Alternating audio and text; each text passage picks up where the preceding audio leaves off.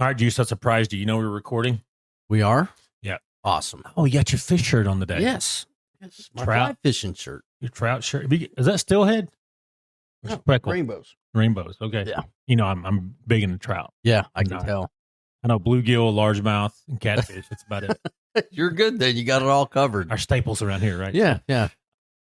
So tell me, Juice, you went to some bike thing. What is that? A biker rally down at Forkland, Alabama. Forkland? Yeah, What the that was heck a is good that? ride. What's a Forkland? That's southwest of here. You're almost in Mississippi when you get there. Okay. I've been going to Mississippi quite a bit lately. Yeah. Some stuff we got going on. Now, is it like a mini Sturgis? Yeah, it's a Team U Sturgis. I mean, Sturgis is huge. You ever been over there? No. I know. I mean, I just seen it on Sons of Anarchy. Yeah, real biker stuff. You know, I was told I'm not a biker. You know, I'm not a biker. Right. But I was told that all the Sons of Anarchy dudes ride like women's bikes. Were they? No, they Okay. were riding Dynas and street glides. Some had an and- Indian, didn't they? Or it's got to be an American bike, right? To be legit. Well, it depends on what club. Okay. Some of them you can ride Honda or Yamaha. It just has to be a certain CC and above. Okay. To keep up with the crowd, right? Yeah. All right. Now, do you ride down there with a group? No, just me and a buddy of mine from work, Tony, and his son-in-law. Did you have a cut on when you're riding down? No. You don't wear a cut. No. You don't pretend to be a gangster. No. So I do know this much. If you see the cut with the 1% on there, Yeah. don't mess with their money. I know that. Yeah. They're Other nice, than that, they're nice folks. You know, Yeah. So they'll they'll drink. snitch on each other so fast. They will in the Yeah. jail. Yeah. Yeah. They'll drink you under the table though out here in the streets. They will. They're very proficient. A lot of methamphetamine. Yes. Now down at this bike rally you're at, what does it consist? I mean, what is it? What do you do? We just camped out, Mhm. listened to music. They had one band was terrible. The other one on the second night was really good. Mhm. But you just hang out, look at custom bikes or, what people have Mhm. for their motorcycles and accessories. And it's just like a big party. A lot of vendors down there. Not at this one because it was so hot out. Mm-hmm. It wasn't a huge turnout. It Mhm. wasn't a big crowd because the heat index was like 105. Yeah. You did it a whole week? Weekend. Okay. Yeah, it was hot. I was outside doing stuff, man. It was. Yeah, it was hot. I got burned. I'm still peeling. Well, you get burnt when you look at the TV, right? I am pasty cracker white. Yeah. Are you redheaded when you have hair? No, You're not? no, You're just I'm blonde. Just blonde little cracker. Yeah, when I grew hair. Yeah, my hair don't grow good either. So, Yeah. but I had like brown hair, but a red beard. I just can't picture you with hair after all knowing you all these years. I've got some pictures of me with beautiful. I had beautiful locks. Oh, I'm But sure you had a pictures, right? mullet too, didn't you? No, in the Marines, I had nice hair. I'm not talking about that. I'm talking, Pre-Marines. yeah, Fife, Alabama mullet. I never had a mullet. My dad would not allow that. You got your hair cut every week. Yeah, And you ironed your shirt and stuff like that. You know what I mean? So yeah, that was my dad till I was about 13.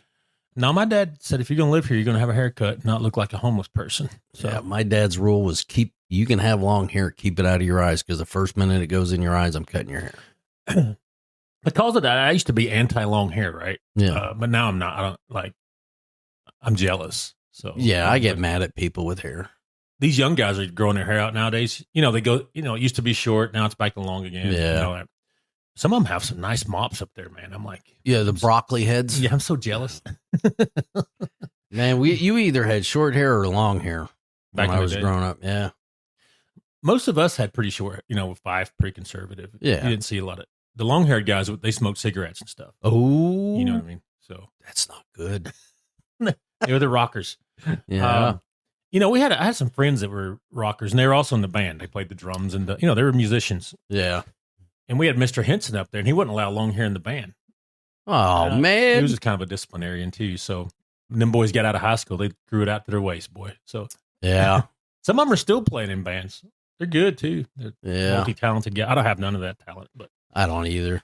no, the band at your little bike rally, did they play CCR? They played everything, I man. love CCR. Everything. They were playing rock, country, southern rock. They played everything from Skinner to Hart to Luke Combs to Merle Haggard, everything. Heart. Yeah. Yeah. Dude, it was great. Did they play any Who? Yeah. I like the Who too. So Yeah. The Nazareth, Black Sabbath. Nazareth. Oh yeah, That's old. they were playing everything. And as a result, so's Black Sabbath. Yeah. So I was watching Expedition X on History Channel or Oh Travel. yeah, or yeah, something. yeah. They had Ozzy Osbourne's boys on there now. I forgot his name. Jack Osbourne's on there. Yeah, he's pretty funny. Yeah. He's funny. He has like a half American, half English accent. Yeah. But old Ozzy kicked the bucket. They played some Ozzy at the thing. Yeah. I like Ozzy. Yeah. I used to sing Crazy Train at karaoke. Oh God. It was a screaming. It wasn't singing. It was screaming. Yeah, I'm sure that was lovely. A lot of vodka involved in the deal. It happens. I've noticed that alcohol really helps you open up your vocal cords and sing at the top of your lungs when needed. Yeah, I haven't drank in 16, 17 years, but I guess I used to. You know what I mean? It lowers your inhibition, so you do dumb things. I know that. So. I really don't need alcohol to do dumb things. Yeah, I've grown out of that. I just do it now without alcohol. Yeah, I'm an idiot. I'm the king of the idiots. But all right, we're talking about idiots today, Juice, on our podcast. We are. We're going to talk about scam calls and elder-targeted fraud. We talked about this once with a Holocaust survivor. Remember him? Yeah. And that woman ripped him off for like $250,000? Yeah. No, it was like $2.2 million. Yeah, scumbag. This is one where they're doing it on a mass level. Like, yeah, they're blanketing it across elderly people. All right. It's comes out of Cambodia. They got nothing else better to do there. I mean, besides not have communism. Right. You ever read about Cambodia during the communism time? Yeah. It was rough, man.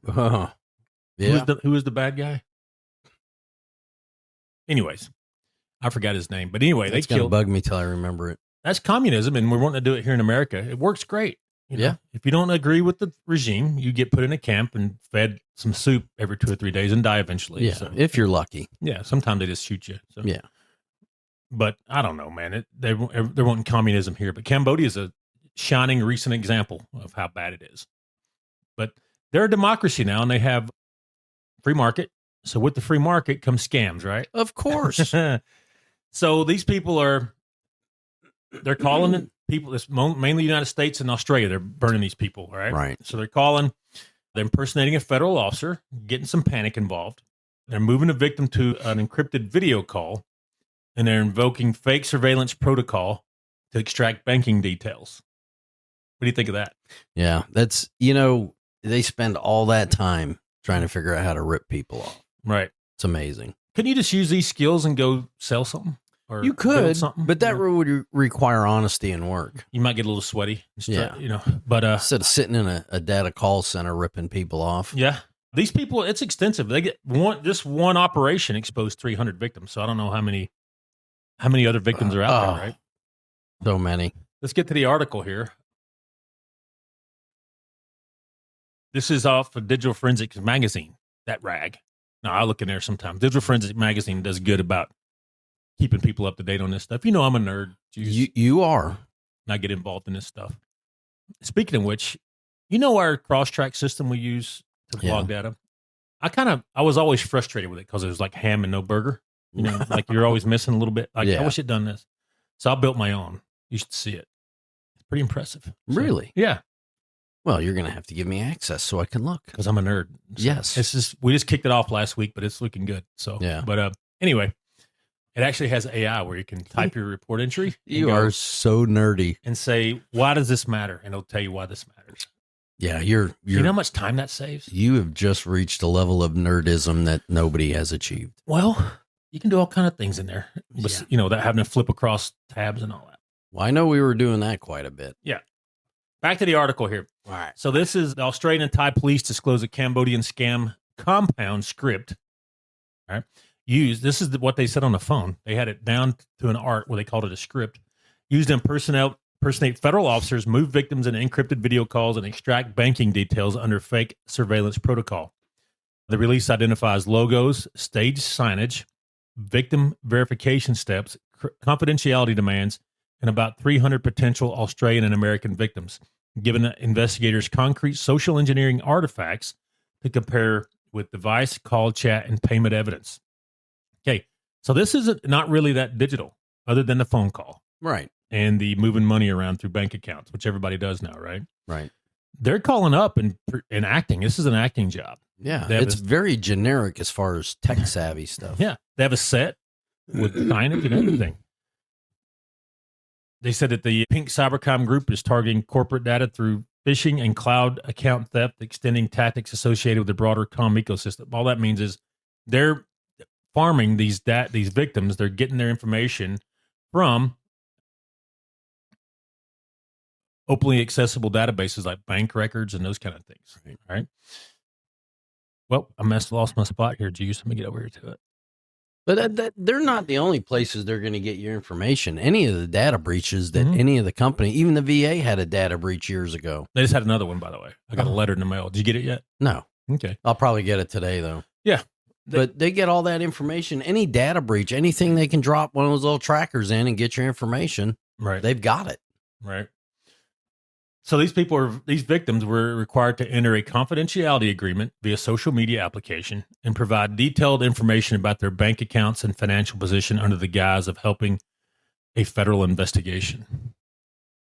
So I got called by a FBI agent about 3 weeks ago. All right. This out of the blue about a case from 2 years ago. All right. He said, hey, he left a message first.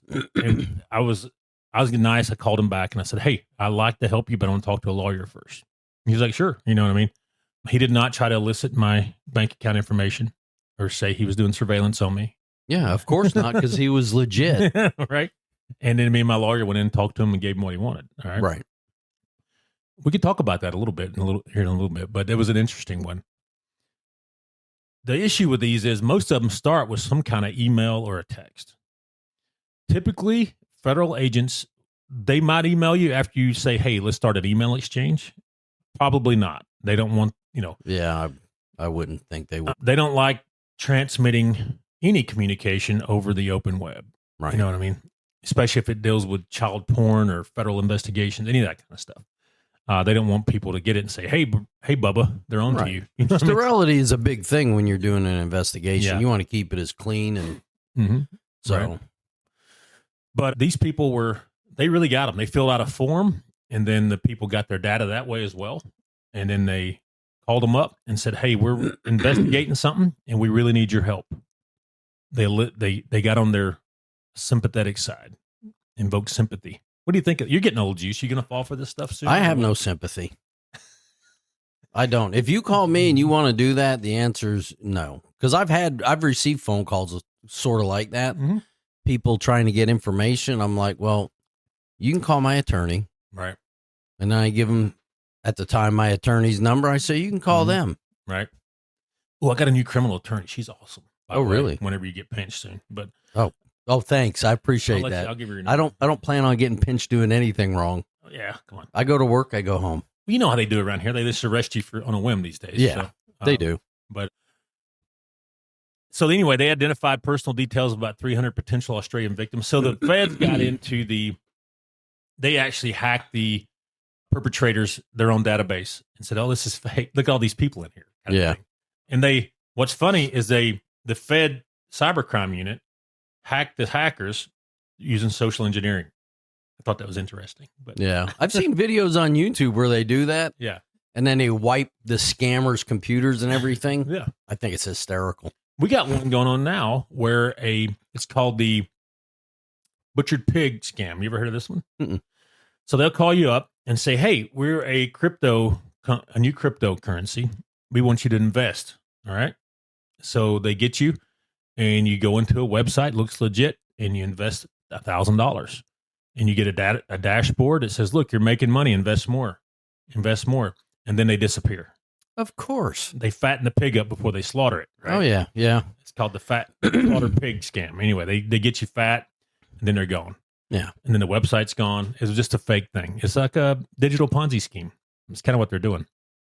But these people were listening, saying, hey, help us with this investigation. In order to do that, we need your banking information. No investigation. No. They may call you in to talk to you or something, or have a phone call or a video call, but they're not going to call you in and say, hey, we need this. They might ask for your birthday. That's about it. Yeah. And they can do a lot with just having your name and your birthday. I can tell you a bunch, just a birthday, Yeah. that. So, yeah. Or even a partial birthday. But they're not going to have you go in and fill out a form and all that. For instance, when I talked to the feds the other day, we went into the little room and they handcuffed me to the thing. I'm just kidding. No, they didn't. I'm just kidding. The little bar was there, though. I thought that was fun. We talked and they asked for my driver's license. That's it, just to make sure it was me. Yeah, but they're right there. Mm-hmm. It's not over the internet. It's not over the phone. They're right in front of you. It's legit. I had John and Sally. That's their names. Was right there. You know, my lawyer was there. If I would have said anything, started down a path, she would have stopped me immediately. Right. So he says here, it says, be clear about one thing. This is the federal agent. He says the feds will never ask you to verify bank details or ask for money over the phone or in a video call. If someone is posing as a federal agent, ask for those details in the call immediately. But that's common sense. Right. And I understand they're playing on people's emotions and feelings, but just don't do it. Right. He says here that offshore scam centers they're businesses. They have a business address with a call center and everything. And they're hive of activity.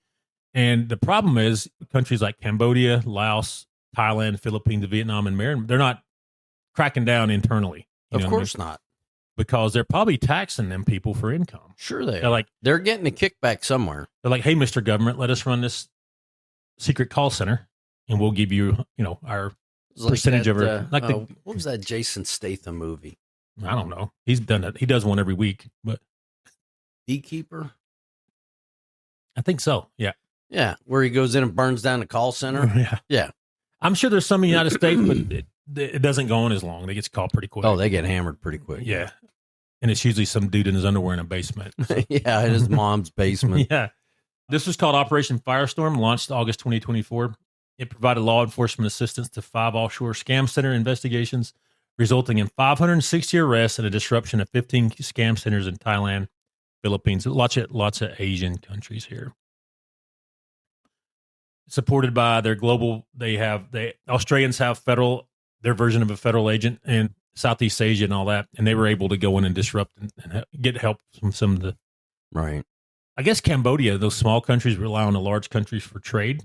They're like, okay, we'll help you because we don't want to, Yeah, because we need some goods. We need bread, those kind of things. But anyway, I thought that was interesting that it's set elaborate. You know what I mean? It's set up as a business. Yeah, and which is, I mean, I get it. They're not an industrial nation. Mm-hmm. They're not producing, huge amounts of textiles or anything and making money. Some of these people, they need a job, and I get it. They fall into this stuff, but here's your script. Yeah. Okay. They're not producing the big app. They're not producing Facebook. No. Tesla. They're not producing much at all. Yeah. So they're doing what they can to make money to feed their family, and I get it, but not even producing commodities like corn or cotton or nothing like that either. No. It's a jungle. So, yeah. Now I'm sure there's people that are smart enough to produce, but it's just not happening. So, no. They go the easy route, right? Yeah. So all right, let's talk about. You want to talk about my FBI thing for a minute? Yeah. Okay. Let's hear this. So we had a case about 2 years ago where a woman wanted to get some data off her home computer that her husband. She didn't know where it was. She didn't know computers that much or anything like that. Where it had bank statements. They're getting divorced and all this. And I said, sure. So I remoted in and guided her through how to do it. And we discovered about 19 years worth of deleted photos. All right. Oh, and restored nice. Them. All right. Bunch of porn, just old pictures of him and his wife and his kids and stuff. But him and his wife had a lot of romantic pictures in there. Does that make sense? Yeah, there's nothing wrong with that. Yeah. But there was 3 photos of a young girl doing a selfie in a mirror. Now, this is back before phones, so it was like a disposable camera, and she took a picture of herself naked. Young, like under 18? Probably. Anyways, and she said, that's my daughter from 1993. But it's her taking her own selfie, right? In her husband's files. And that's what I got called for. All right. And she went and told the cops. The cops took it to the feds. Then I get called by the feds. And they asked me how their thing is they want to see how the data came about so they can get a warrant. Right. And as soon as he said CSAM, I said, I want to get a lawyer before I walk up in there. You know what I mean? Because I like the law, how it's written, but it's very broad and vague on purpose. You know, you can get yourself hemmed up by accident if you're not careful. Oh, you know yeah. I mean? I just want to make sure we didn't get hemmed up. And the lawyer, she's like, okay, I think it's fine. I just want to go in there with you. You know what I mean? Of course, she wanted money too, but yeah, she deserves it. She's good. No, I'll pay a good lawyer in a heartbeat. Yeah, right? As long as you're doing the right thing and they're trying to keep you from getting hemmed up by the government, it's worth it. No, the feds were they were great, and they were upfront with what they're looking for. They're like, this is what we're trying to get a chain of custody to see if there's something we can prosecute here. And I don't think they're going to, because it was never transmitted or sold, and it was deleted data. Doesn't matter to me. That's so infuriating. There's people out there that'll do that. But here's the thing. So the kid took it on a digital camera, right? And it probably got stored on some media somewhere over the years. All right. My question is, why is it still in dad's stuff? Why was it in dad's stuff, period? Yeah. I mean, I could see like, hey, kid, what are you doing this? And then it's gone. You know, we get rid of it because I don't want it out there. You know, your kid, typical kid stuff. Yeah. I just don't understand why dad's still looking at it. I don't know. But we were joking earlier. I said I don't have any feelings. Mm-hmm. That's the stuff that instantly boils my blood. Right. It really does. Mm-hmm. Right. We went down the path with them talking about the task force they have out there with the what triggers CSAM. You know, you see all these busts all the time. Hey, we busted 25 people for looking at porn or kiddie porn or whatever. They have task force out there, and they have open warrants with Facebook, Twitter, Google, you name it. Which is awesome. Yeah. And if it gets flagged with Google automatically sends them an email. Look, this is what's going on with this username and this IP address and all that, which I think is good, you know.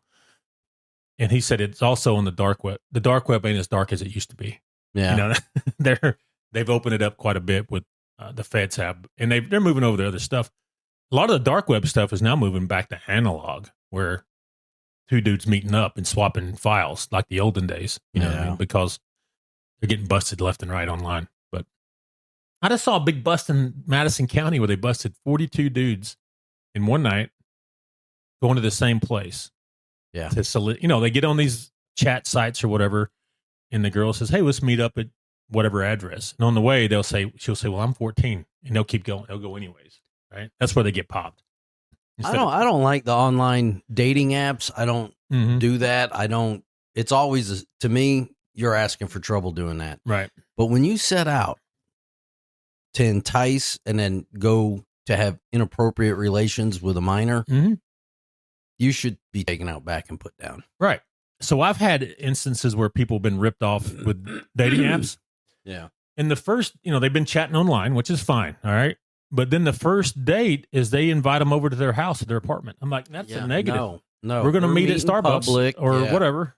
And a few times, not just once. We're going to meet, go to the park, go have some coffee, maybe a dinner. We're going to be out in public where there's a lot of people. You know, and you're going to get comfortable with that person before you're in a position where you could be put in danger. You know what I mean? So, and it doesn't matter. Females meeting the guys at home, no.